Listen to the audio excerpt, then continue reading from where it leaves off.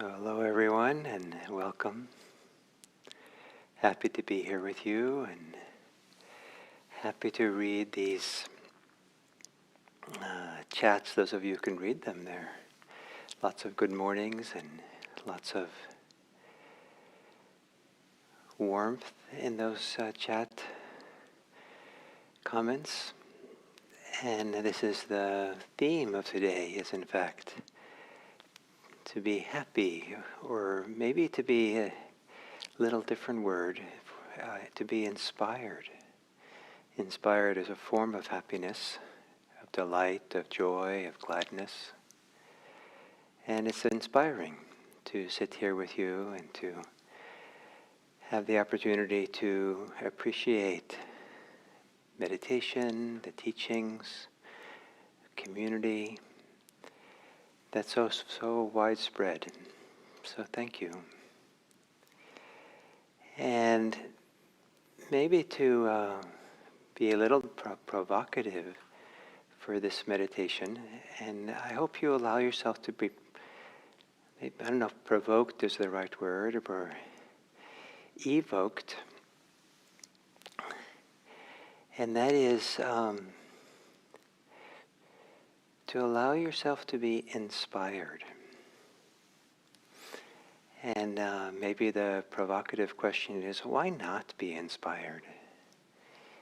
Why hold back? Why not recognize, in spite of the challenges, in spite of the difficulties and the sufferings of yourself and your circumstance, your world, our world, why not be inspired? There is a tremendous amount of good in this world. There's a tremendous amount of people, in spite of also being the other, who live lives of generosity, who support and help and do so much for others. Many of them are unrecognized, unthanked even. All the parents do so much for their children. To be inspired by the people who are ethical, who are honest, who avoid, sometimes at almost all costs, to be causing harm to others and to themselves. To be inspired that this is possible, even if only a very few people in the world do it. Wow. It's possible. The possibility is inspiring. But there's a lot of people who do it.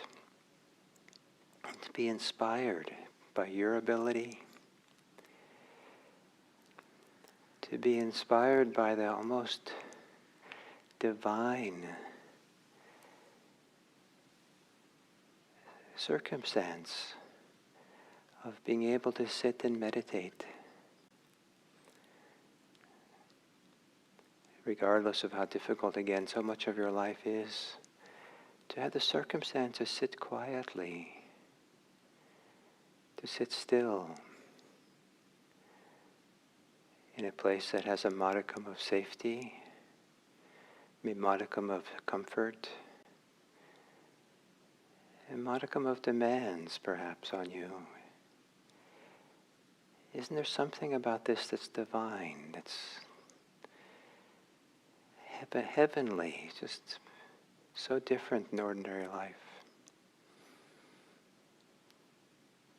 And to be inspired, to not be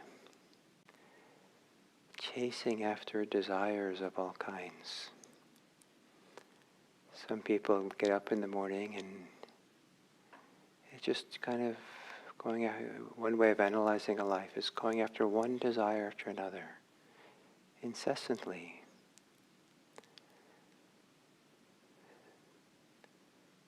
So much of human pursuit is the pursuit of comfort and pleasure, much more than people realize.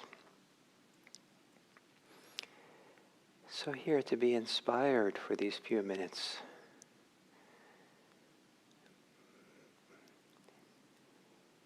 to be here inspired, glad, happy. Why not?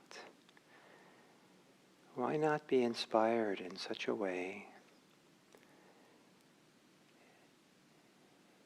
that you want to partake of this potential, this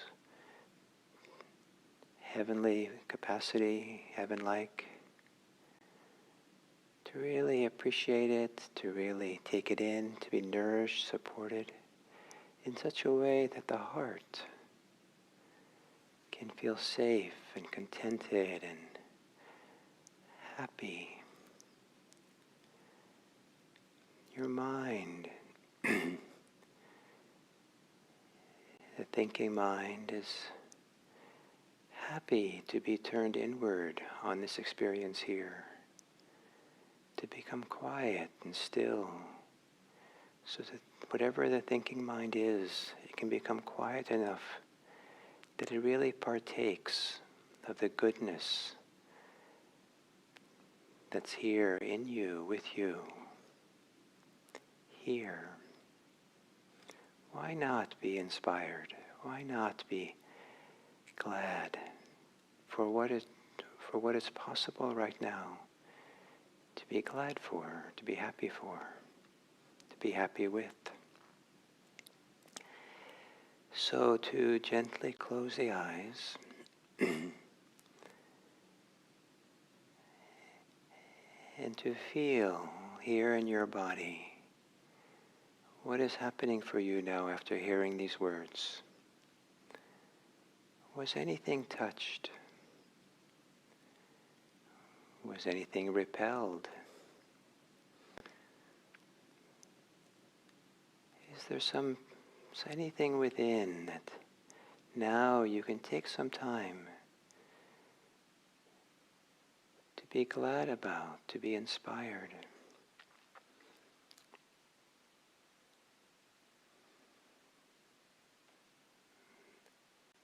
I like to think that the word inspired is related to the Latin word for breathing.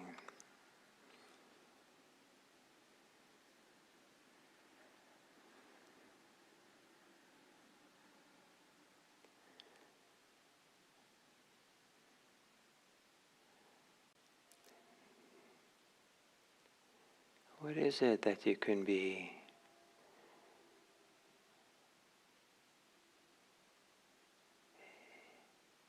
filled with gladness, filled with delight, happiness,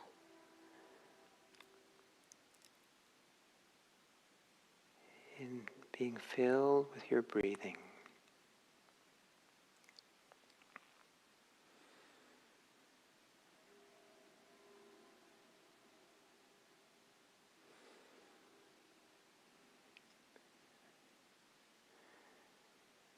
And this idea of filling ourselves with every breath, with presence, with embodied awareness, and a gentle, quieting inspiration to do so.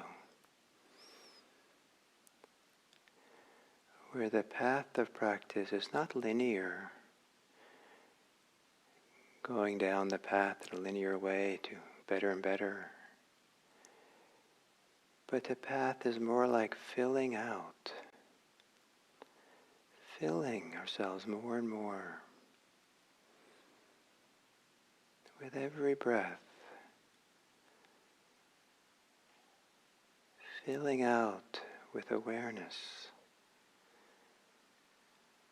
embodied attention here and now.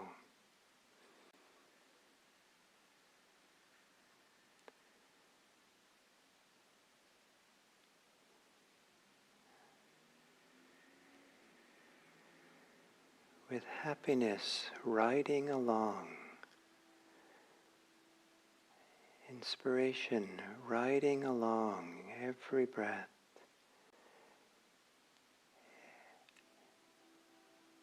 every movement of awareness, of attention, here and now, filling with peaceful inspiration.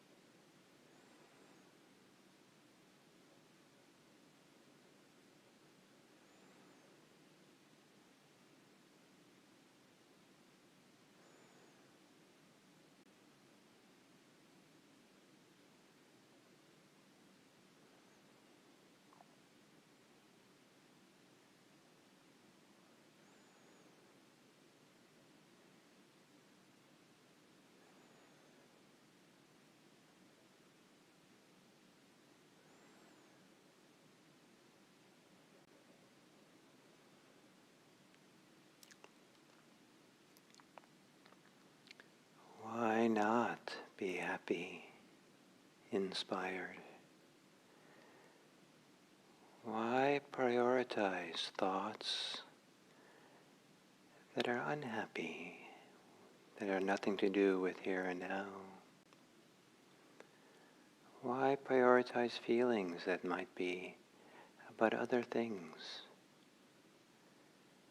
Why not be happy with what is good right now? Inspired by the simplicity of being here, breathing.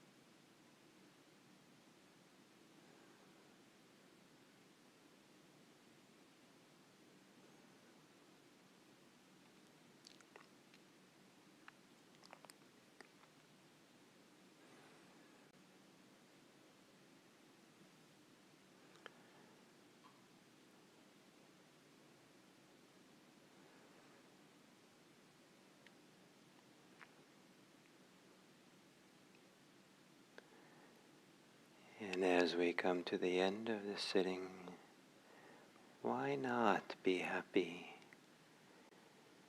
Even if the happiness is modest, why not be available to that modest inspiration or happiness, gladness, here and now?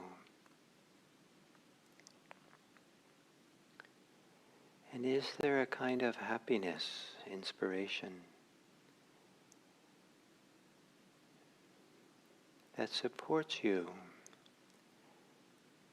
in being more receptive, available, now, here?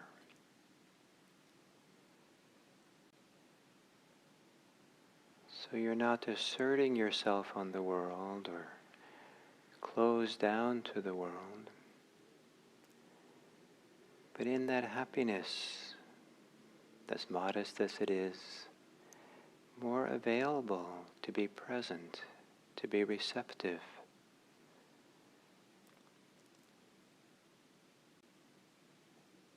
to discover how others are by stopping and being available.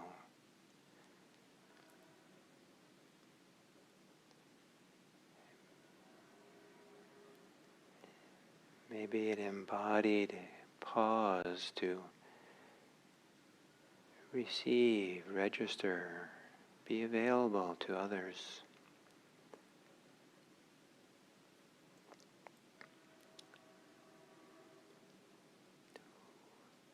Where others, the experience of others is received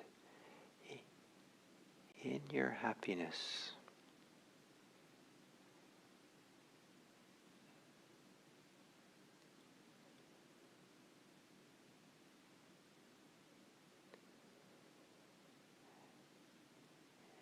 And maybe from some even modest happiness within, after having taken the time to know others, to feel others, to experience others, to wish them well.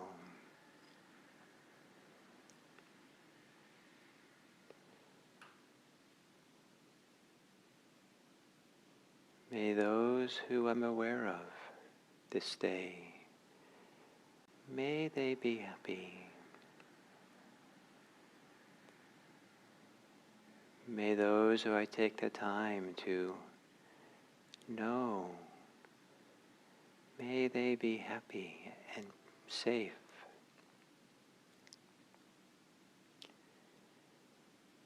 May those who I take time to have empathy, may they be peaceful. May those who I take time to really register, make room for, allow them to be here in the fullness of my awareness. May they be free as they are free in my attention, without the hindrances, without desires and resistance. They freely in my awareness. May they be free too. May all beings be happy,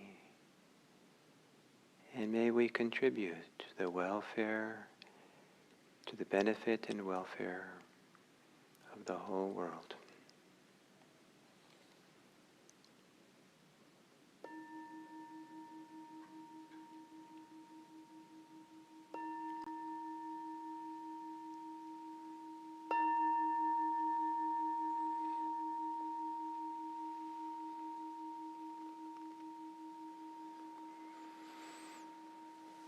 Thank you. So hello everyone, and continuing on the theme, and I was thinking just this morning that this theme of, I call it ready for change, is seems perfect for the end of the year, getting ready for the new year, to look forward a little bit to the new year, that we are preparing ourselves so that we can be changed in a good way, beneficial way with what comes in this new time. So how do we prepare ourselves? And so for the Buddha, he prepared people for his liberating insights. He would give Dharma talks that created certain mind states for people, or I don't know if create is the right word, but inspired it in people. And so there were 5 things that when he saw were present in people, he would give them his deepest teachings. And those 5 things that he recognized in people's minds there was a readiness, a receptivity.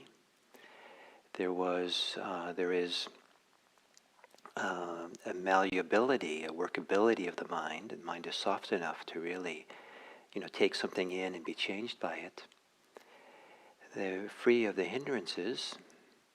And the usual translation for the 4th one for today is elated. To be, I think inspired is a good way of talking about it. And then we'll talk about tomorrow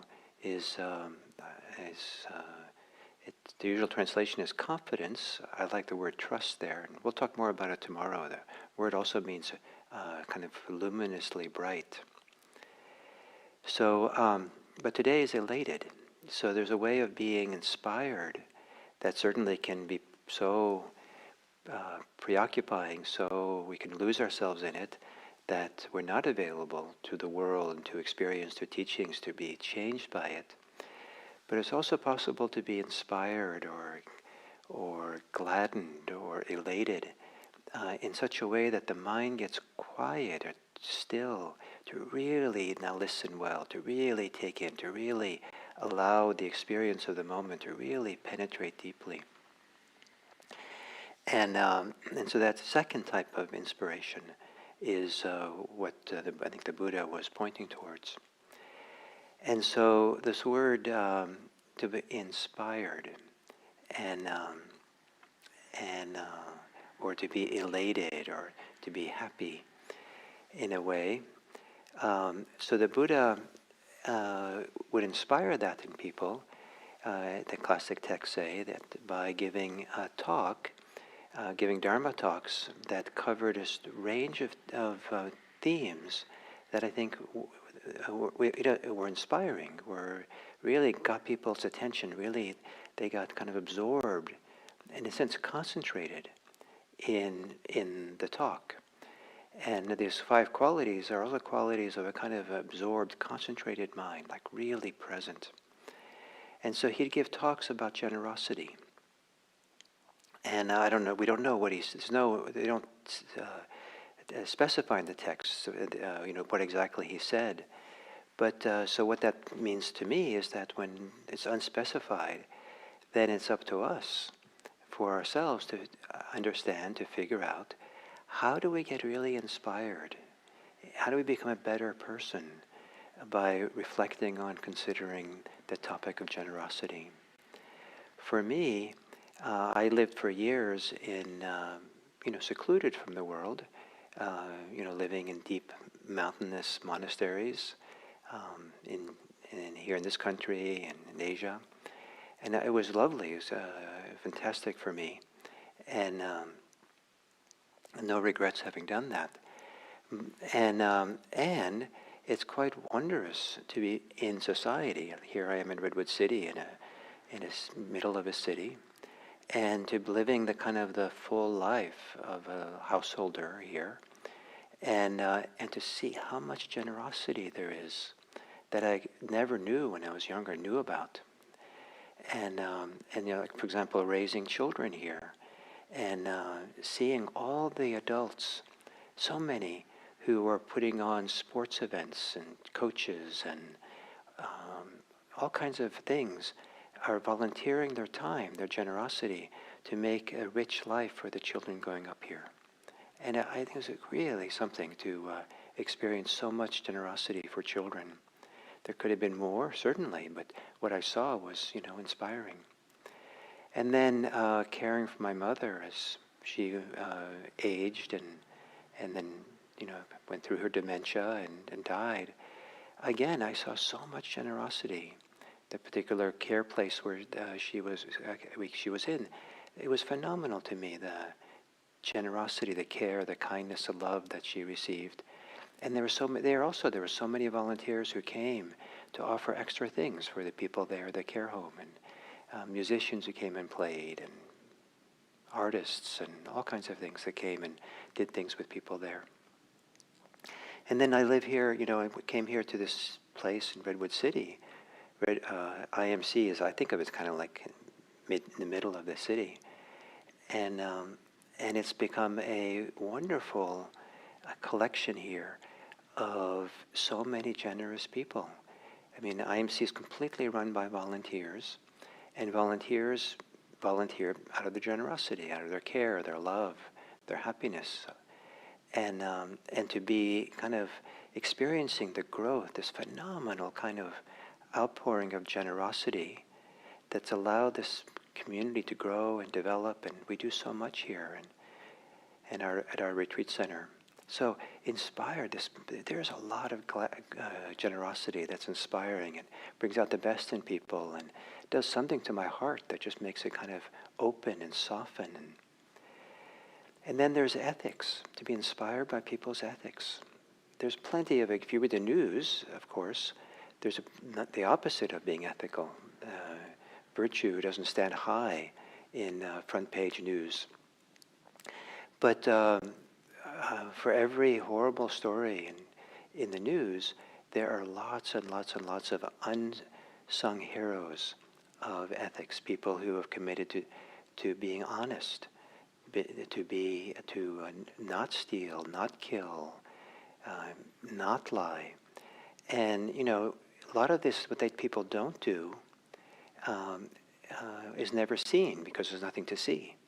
And so it's not celebrated, it's not appreciated. But there's a phenomenal amount of ethical people in the world. And I see lots of little examples as I go through my day. And there's plenty of examples of the opposite, of course. But where does our mind settle on? What does it focus on? What is the world we want to live in? Do we want to live in the world of unethical world? Do we want to live in an ethical world? If we want an ethical world, be ethical. Love ethics, love virtue, love this kind of, and recognize it, see it, appreciate how much it's here. Be inspired by it. And then the absence of the hindrances is, in the Buddha's teachings, is meant to be a source of gladness, source of contentment, of happiness. Wow, finally, I'm not in debt, not in prison, not a slave to the hindrances. Something else, now I'm here, and a certain kind of way more in charge rather than hindrances and desires charge. And then the Buddha gave part of this series of talks was he gave a talk on the first hindrance, sensual desire. So as a hindrance, it's clear it's a problem.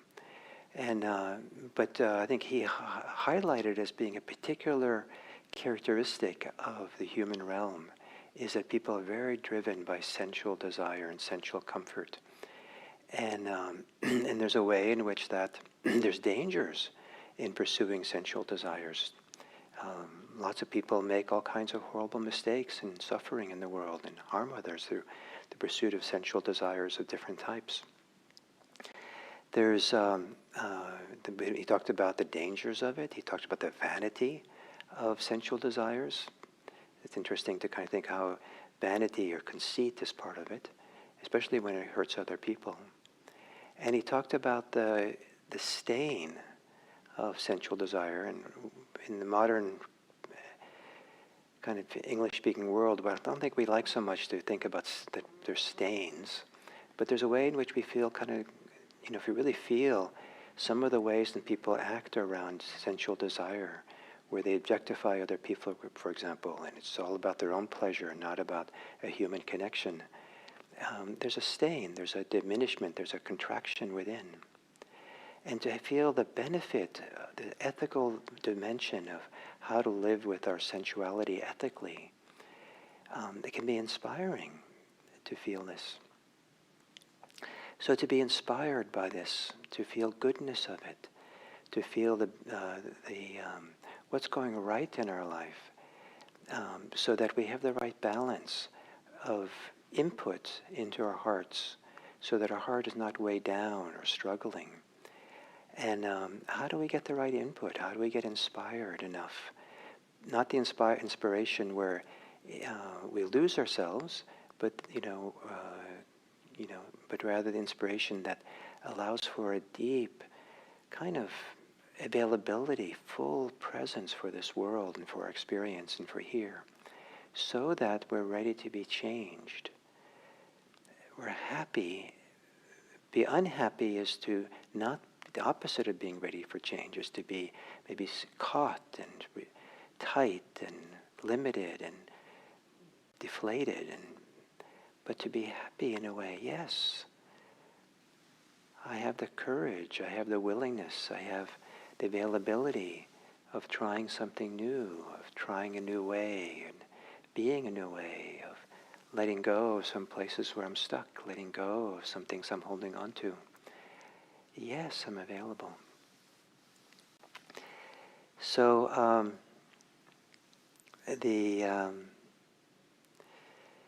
so these are all wholesome qualities. The Buddha said, it's possible to cultivate the wholesome. If it's not possible to cultivate the wholesome, I would not tell you to do so. But it is possible to cultivate the wholesome. And so that's my instruction. And so here, these are some of the wholesome qualities that the Buddha kind of held up as being valuable in preparing to be changed, to be open, to really let the full impact of this Dharma practice work. And so to be ready,